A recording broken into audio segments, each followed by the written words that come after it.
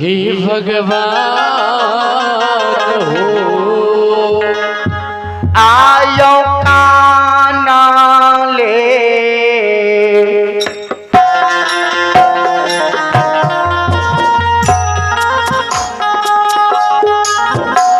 आयो घी जले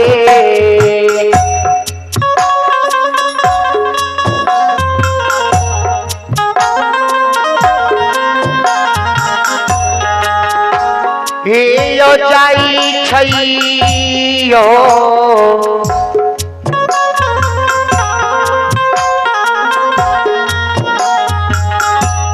आमा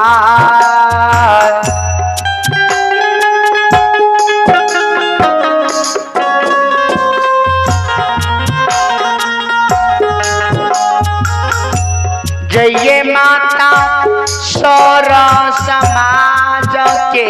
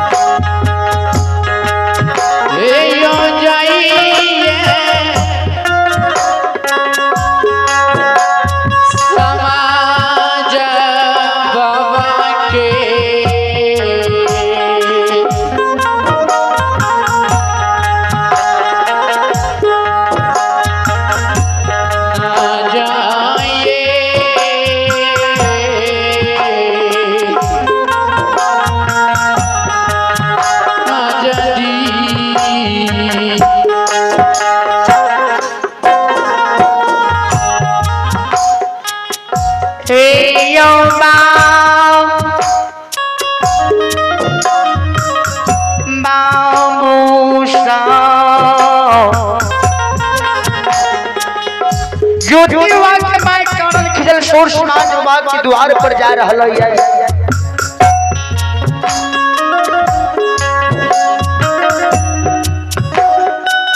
ये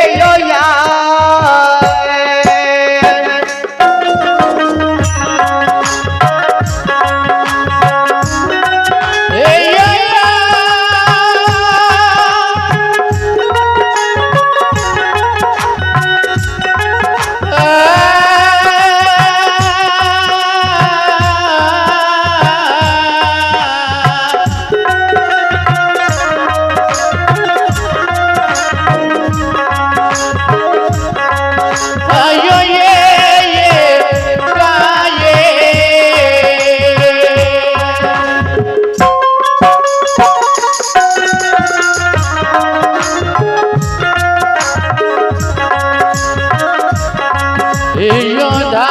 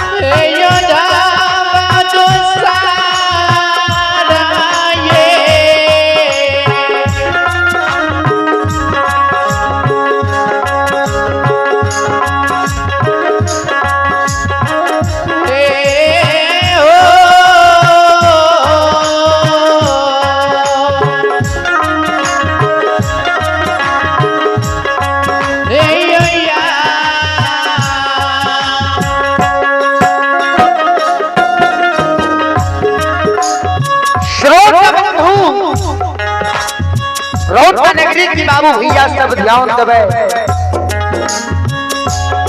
ज्योति विभाग के मैं एक धम धबैया दोसर सब धबैया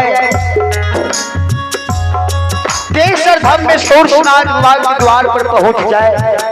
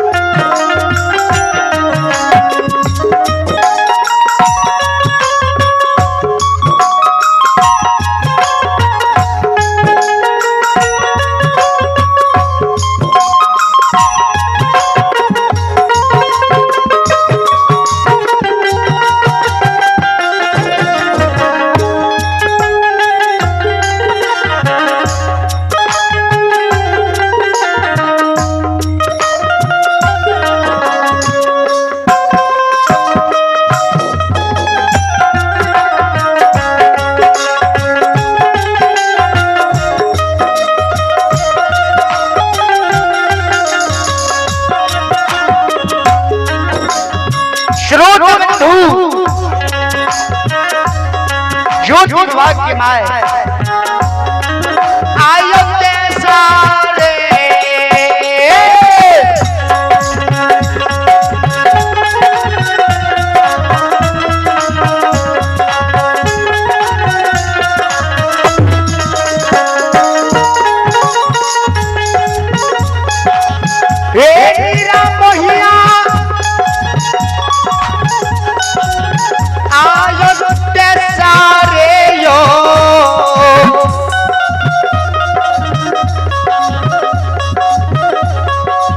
ढाबा में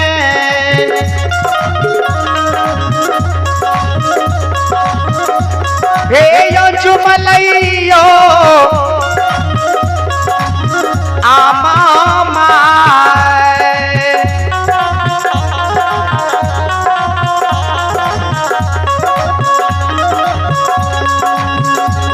हे यो चुमलई सारा समाज के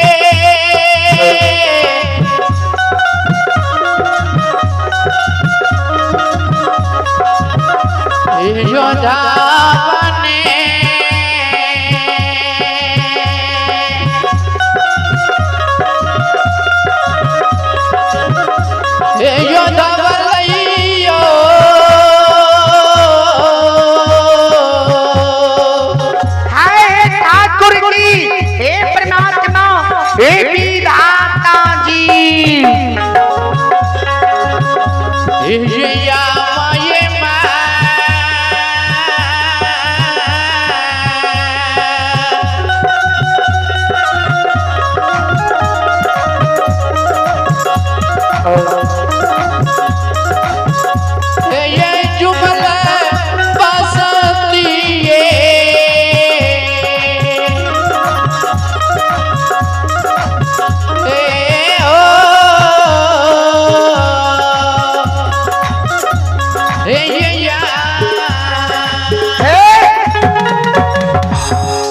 सूरज बाबा की द्वार पर ज्योति विभाग की माँ पहुंच जाए। ज्योति बाबा के माँ धर्मतमा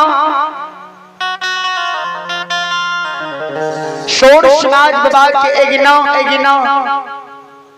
डिरिया जाए के कहे हाँ गोपी कृष्ण बाबा हे बाबा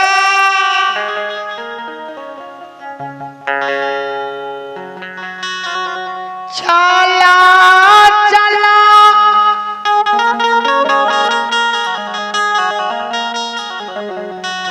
आए भक्ति ज्योति के बुलाए ठछियै हे भगवान हो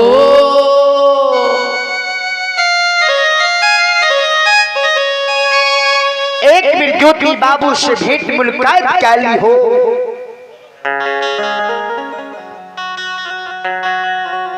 सूरज बाबा ज्योति बाबा के माय के शब्द के सुन के कहे थे गे ज्योति के माय हे माता जी ये आज तू कौन कारण सूरज बाबा के बोलबे ले ली है। हे माता जी कौन दुख पे ज्योति के पोपी में पड़लो है।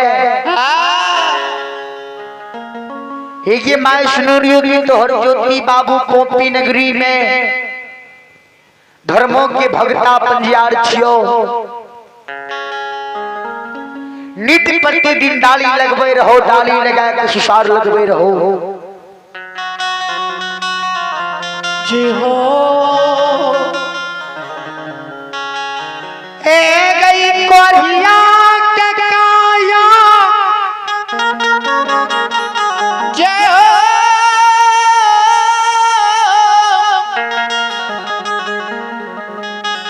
निर्धान के धान मांझी के पुत्र जे अर्दसिया नगर पोपी पुरकुरानल आवे रहो वह अर्दसिया के ज्योति पोपी नगरी से मैं हंसाए के भेजबे रहो। आय कौन दुख विपद ज्योति के पोपी में पैर गेलो है। ए गई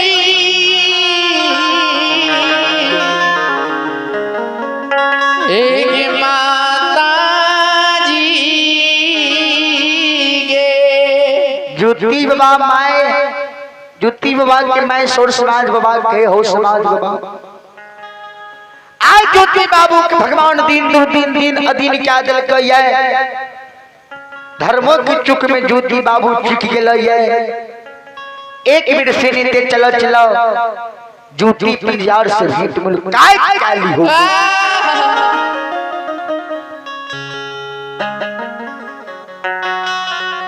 ज्योति बाबा के माय के शब्द के सोर समाज बाबा सुने और मन में सोचे मन में विचारे। जय दिन से ज्योति पोपी में कोरिया भेले सौर समाज कौर कुटुंब दोस्त महीन सब द्वार के छोड़ दिल के आ से लेते जियो